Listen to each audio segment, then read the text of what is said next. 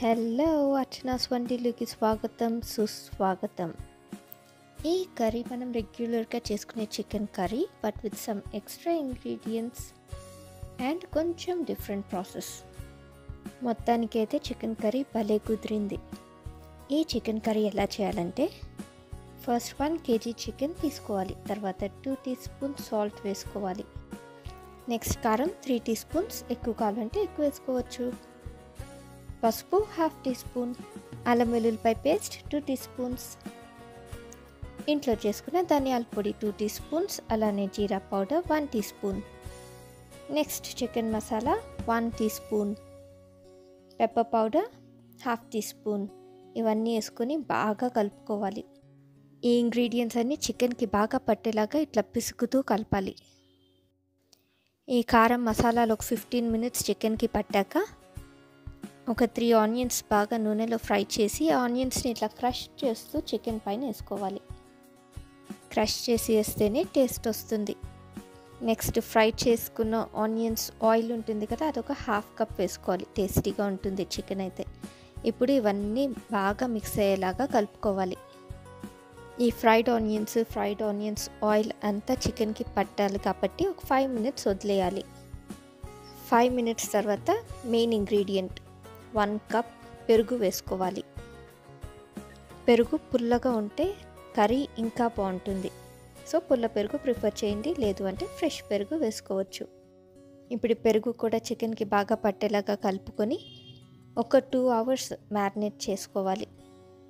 ఇప్పుడు చికెన్ గ్రేవీకి కొన్ని flavours extra add చేయాలి.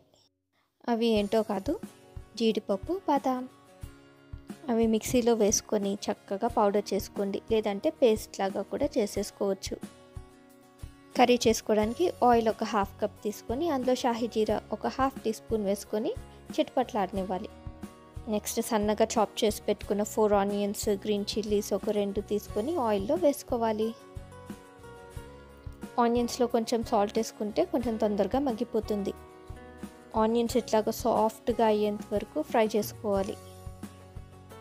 అట్లానే ఆనియన్స్ నల్లగా అయిపోతే కూడా కూర టేస్ట్ పోతుంది. ఇప్పుడు ఆల్రెడీ మనం మ్యారినేట్ చేసి పెట్టుకున్న చికెన్ మొత్తాన్ని ఈ ఆనియన్స్లో వేసి ఒకసారి బాగా కలుపుకోవాలి. కలుపుకున్నాక ఒక 5 minutes మూత పెట్టుకొని మగ్గనివ్వాలి. ఒక 5 minutes తర్వాత మూత తీసి చూస్తే ఇట్లా చికెన్లో ఉన్న వాటర్ బయటకు వస్తుంది. ఇప్పుడు మనం చేసి పెట్టుకున్న బాదాం అండ్ జీడిపప్పు పౌడర్ కానీ పేస్ట్ కానీ ఈ కర్రీలో వేసి ఒకసారి బాగా కలుపుకోవాలి. ఇప్పుడు మన కర్రీలోకి ఎక్స్ట్రా ఫ్లేవర్ అంటే కాశ్మీరీ చిల్లీ పౌడర్ 2 teaspoons వేసుకోవాలి.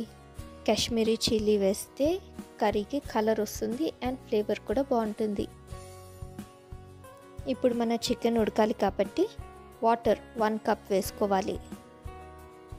ఇప్పుడు ఏ కర్రీ చేసినా కూడా మనకి కొత్తిమీర వేస్తే ఎక్స్ట్రా ఫ్లేవర్ వస్తుంది. సో కొత్తిమీర సన్నగా కట్ చేసుకొని ఈ కర్రీలో యాడ్ చేసుకొని ఒకసారి మంచిగా కలుపుకోవాలి. కలుపుకున్నాక మూత పెట్టుకొని చికెన్ ఉడికేంత వరకు కుక్ చేసుకోవాలి. ఏ నాన్ వెజ్ ఐటెం చేసుకున్నా కూడా కంపల్సరీ ఒక ఐటెం వేయాలి. అదేంటంటే లెమన్ జ్యూస్. నేనైతే 2 teaspoons వేసాను. చికెన్ కర్రీలో కానీ చికెన్ ఫ్రైలో కానీ కంపల్సరీ టమాటో సాస్ ఒక 1 teaspoon లాస్ట్లో వేసుకుంటే ఆ ఫ్లేవర్ చాలా బాగుంటుంది. ఈ చికెన్ కర్రీలో నేను లాస్ట్లో కసూరి మేతి కొంచెం వేసాను. అసలు ఫ్లేవర్ మొత్తం చేంజ్ అయిపోయింది. ఎంత బాగుందో చికెన్ కర్రీ కసూరి మేతి వేసాక. ఒకసారి మీరు కూడా ఇలాంటి చికెన్ కర్రీని ట్రై చేయండి. ఈ చికెన్ కర్రీని వేడివేడిగా బగారా రైస్తో, వైట్ రైస్తో, లేకపోతే ఇడ్లీ, దోశ ఏ బ్రేక్ఫాస్ట్ ఐటెంతో అయినా సర్వ్ చేస్తే చాలా బాగుంటుంది. ఇప్పుడు దమ్ బిర్యానీ చేసుకోవాలనుకున్నారనుకోండి, ఇదే చికెన్ కర్రీని దమ్ బిర్యానీకి కూడా వాడుకోవచ్చు. ఈ చికెన్ కర్రీ కనుక ఇట్లా తింటే చాలా బాగుంది. మరి మీరు కూడా ఈ చికెన్ కర్రీని ట్రై చేసి ఎలా వచ్చిందో కామెంట్ సెక్షన్లో తప్పకుండా పోస్ట్ చేయండి. మరి ఇలాంటి మంచి మంచి రెసిపీస్ని మిస్ అవ్వకుండా ఉండాలి అంటే అర్చనాస్ వంటిల్లుని లైక్, షేర్ అండ్ సబ్స్క్రైబ్ చేసుకోండి.